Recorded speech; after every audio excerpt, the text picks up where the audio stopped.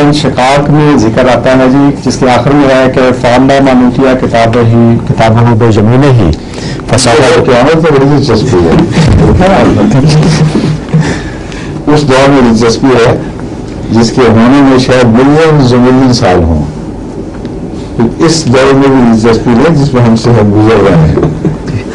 سوال ایسے اس میں حضور جو ہے فلسفہ جو حسب حساب یسیرہ و جم طلب علیہ مسرورہ، تو اس کا مطلب یہ ہے جی کہ اہل و عیال اور خاندان سب اکٹھے ہی ہوں گے جی مرنے کے بعد بھی. عیال کا ذکر ہے کیا؟ اہل ہی صرف عیال کون ہوتا ہے؟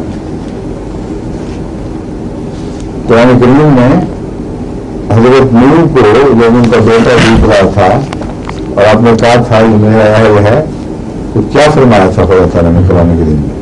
انہوں جیسا من اہل، تو اہل کی طرف لوٹنے کا فرمایا ہے. اہل و عیال جسمانی اولاد کی طرف لوٹنے کا تو کوئی ذکر نہیں ملتا.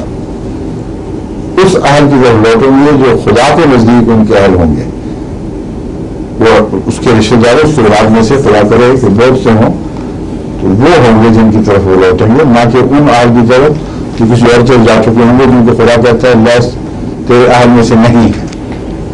سمجھ گئے؟